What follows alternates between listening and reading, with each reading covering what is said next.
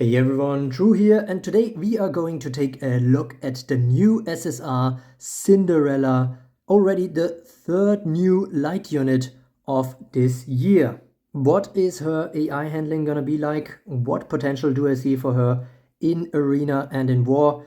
We'll get to that, but first let's look at her stats and her skills. One thing that immediately jumps to the eye is her high speed of 644, so that is very high. Her HP and attack are relatively average. Now her first active skill is Hypno Blast. This skill does a lot of stuff. A very good skill, which is good because you will see her using it a whole lot compared to her other skills. It only costs 50 time units and produces 1 spirit. Normally this skill only deals 50% damage, but every second time it deals 300% damage. So every 100 time units, 350% damage and 2 attacks. That is already quite decent. But on top of that, she also has a 25% chance of granting that enemy the sleep status effect. Now that probability doesn't seem crazy high, but keep in mind that you will see her using that skill a whole lot. So that kind of probability will kind of add up. She cannot force sleep with this skill. So if the enemy has already slept, then sleep will not be applied. However, this attack also ignores the counter stance status effect and effects of skin passive skills. A little cherry on top is that this skill also does not wake up sleeping enemies. So potentially 300% damage to a sleeping enemy can make it a lot easier to kill it off with a subsequent attack while the enemy is still asleep. Now the next skill is only usable once, and it is a flip Banish plus, which produces 3 spirit, costs 100 time units, and basically life flips Cinderella and sends one enemy back to the very end of the reinforcements. And what's kind of special about this and why it is called Banish plus is that if there are no longer any enemy reinforcements, it will fill up the enemy team with imposters so that the Banish still works. This of course is an improvement over classic Banish skills, which become useless usually towards the end of a battle. Her third skill is Survivor's Storm. It is another instant skill basically, unlocking after she spent 300 time units on the battlefield. And this skill honestly strikes me as pretty crazy. It costs 2 spirit, 1 time unit because it is instant, and it deals 500% damage, heals for 100% of max HP, and ignores enemy reduction effects. And on top of that, she also unlocks Endure whenever she uses that skill. And usually, these instant skills are time locked, but for her, the time lock is only 50 time units. So basically, after using a Hypnoblast, she should be able to use the Survivor's Storm yet again if it is unlocked. And that kind of damage machine is really impressive. At the same time, kind of constantly unlocking potentially her Endure, healing her back by 100% HP. That is something to be reckoned with. And while the first and third skill are quite spammable, it seems, as soon as the third one is unlocked at least, the fourth skill, similar to the second skill, is only usable once. It is called Calamity Phoenix, costs 2 spirit, just like the Survivor's Storm, costs 100 time units, and, I kid you not, deals 1000% of base damage. And not only that, but it also resets her Hold Ground Plus passive, heals her for 100% of HP. But yeah, the silver lining on this skill is that at least it doesn't ignore any damage reductions or skin effects, skin passives, revenge passives, stuff like that. Now speaking of passives, she has a Hold Ground Plus which is always nice, especially if it is resettable, although she can only reset it once, but she can unlock the Endure and has a lot of potential to heal as well, so that is really good. She will not be defeated without getting another turn at least. Then we have the Whale Breaker. Each time this unit damages an enemy that has the stealth or armor status effect with an attack, this unit will immediately get the next turn. Now, important to point out here is that the armor status effect means that it really needs to be that kind of blue armor that can be granted and stuff like that. Not burn armor or crisis armor, things like that should not give her another turn. Included in this Whale Breaker passive is also the immovable passive, so she cannot be banished, she cannot be pushed back, which is partially keeping her hold ground plus from becoming too abusable, but at the same time she does have survivor skills, so being immovable helps her a lot with her skill set, I think, as well. Now, what's interesting about that kind of Whale Breaker passive as well is that the extra turn is granted after counter skin type effects are triggered, so she will get the other turn before the countering unit will get it. So there's some potential of finishing off a unit that otherwise would get the turn from one of her attacks. Keep in mind that Hypno Blast doesn't even trigger her counter. Important to note here is that stun effect can keep her from getting another turn, and there is also an important nerf somewhat, or kind of restriction to it, that it cannot trigger again against the same target until time units advance. Which is important because some units do have some kind of passive healing effect, which grants them armor or stealth afterwards. So otherwise she would be able to just keep hypnoblasting them forever, basically, or until they are dead. Now let's have a look at her AI analysis. As always, provided by Nizetto. We see her threat level will rise a bit. Not that much, actually. I'm a bit surprised, just by 10% if one enemy has stealth or armor.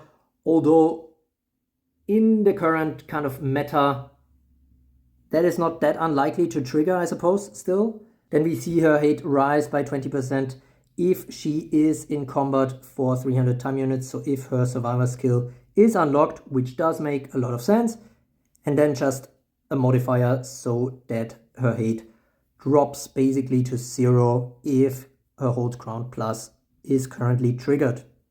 In terms of skill weights, now on a high level these make a lot of sense. So Hypnoblast is her basic attack. I mean, honestly, as I said before, she will use this one a lot because others are just, very dependent on the timing. But the Survivor Storm, it unlocks after 300 time units. It has a base weight of 2, but I don't see any real modifiers scaling that upwards in comparison to the Hypnoblast, which does have a lot of modifiers, which honestly, I'm a bit worried about because it seems like she might prioritize Hypnoblast over Survivor Storm, even if she can use Survivor Storm.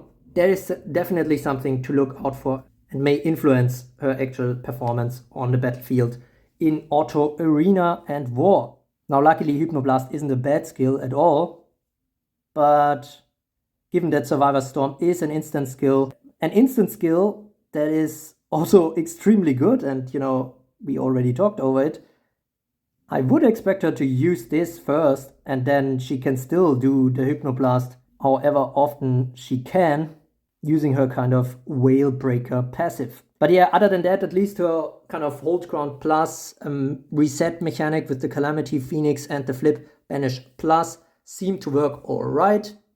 Flip Banish Plus will not be used until her hold ground plus is triggered at the very least.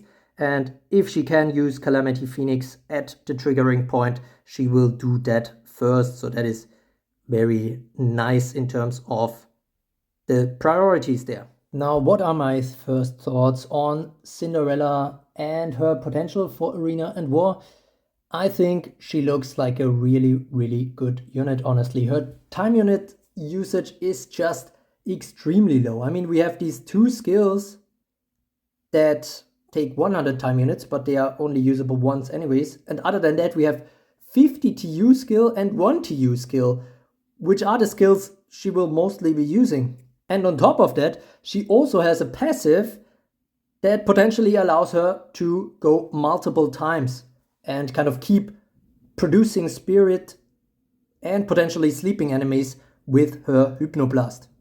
Now, one of her biggest drawbacks is probably that she is only single target, so all of her attacks do not target two, which makes it a bit difficult against guards, especially in front. But on the other hand, she has really high speed, and I think she can be of great use later on, especially when guards are mostly off the field and she can freely attack stealth units and armored units and stuff like that, so she can get the turn more often. She has very high speed, so when she comes in, she will likely get the turn quite fast, even from reinforcements. And she just has so many things that could keep her alive for quite a long time. Let's see. She comes on the battlefield with Hold Ground Plus enabled. Of course, she will get a turn 100% for sure. So yes, she can't do much against stun, but she has Hold Ground Plus, which will keep her alive regardless for a while. Now, if Hold Ground Plus is triggered, she usually has the chance to do Calamity Phoenix, which is this really, really strong attack. And not only does it reset her Hold Ground Plus, but it also immediately heals her for 100%. So it's kind of like combining these two things, which increases her survivability further. And if she doesn't have enough spirit, then she can still use the Flip Banish Plus, which produces spirit and should give her a chance with her now renewed 100% HP to still use the Calamity Phoenix later. Now, on top of that, after she used up potentially her 2 Hold Ground Pluses, which isn't unlikely that she gets to use them at all, especially because of that kind of Whale Breaker passive, which allows her to potentially, even if she gets the turn with low spirit, like 0 or 1, do an attack on a stealth target or an armored target, then get another turn, and then potentially having already enough spirit to use that Calamity Phoenix to reset her Hold Ground Plus passive, for example. Now, if this is gone, every time she uses Survivor's Storm, she unlocks Endure, if it was already triggered in between. And the Survivor Storm, it only takes 1 time unit. She has the 50 time unit skill Hypnoblast, and after that she can immediately use the Survivor Storm skill again.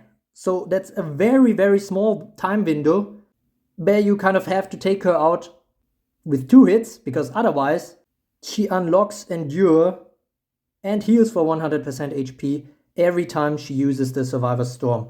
Besides the fact that all this also produces a massive amount of damage. This is like a truck that keeps on coming and recovering and dealing massive amounts of damage in just very, very short time periods. Even ignoring her Whale Breaker passive, her damage output could be like 1350% per 100 time units after her Survivor skill unlocks, and that for a cost of 2 spirit. Now, of course, as soon as her Hold Ground Pluses are gone, a big weakness of her will become dark poison units. Dark because of the elemental advantage, poison because of that kind of countering the Endure status effect. Burn as well, thinking about the new Commander Astrid's kind of skill set there. But in the end, it comes down to how her AI handles her and how the other units react to her. Because honestly, the good thing about her is just that she can work anywhere, and she will also be great in wars because of that kind of Flip Banish Plus, enabling her to even be used kind of in small groups of battles. So in the 5v5 of wars, I see huge potential for her, honestly. Also towards the end of your arena battalions, she might be quite the unit to have the potential of turning a battle around for you. I'm a bit concerned about the kind of AI priorities, potentially using Hypnoblast over the Survivor Storm if she can use that. And on the other hand, we have the hate level, which could be quite high when she unlocks the Survivor's skill. But I can also see scenarios where that would actually help her, or rather your team, because she will pull in a lot of attacks.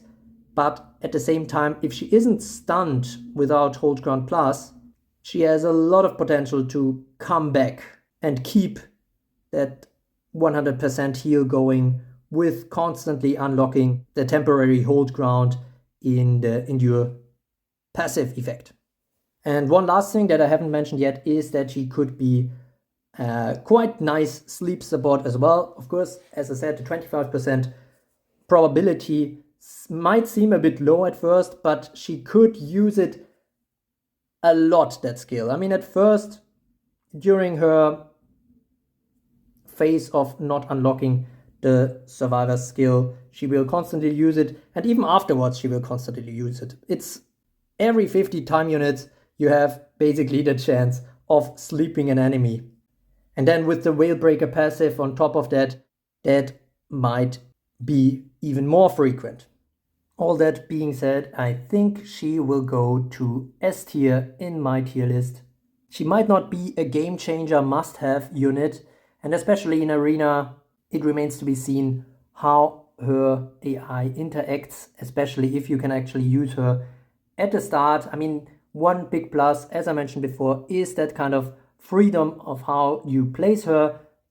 If you place her in the beginning, she's still really, really good, but you have to consider that there will probably be still a lot of guards in play at that point, which isn't great for a single target unit like her. Of course, I will try to upload high-level arena battles of Cinderella as soon as possible, as usual with new units on my channel. So I would encourage you to actually wait a bit before summoning and waiting to see the actual performance on the battlefield and whether she has some hiccups that actually materialize. And of course, on top of that, we might see a new unit already next week. So this is another reason why it might make sense to wait until then to summon Cinderella. Thanks to Lens.js, Saturn and Nizetto for the materials that I used in this video. Don't forget to like and subscribe to become a true carrot. It really helps my small channel a lot. And the new SSR World Rankings and Evertale Arena tier list are coming soon. So stay tuned. And as always, thanks for watching.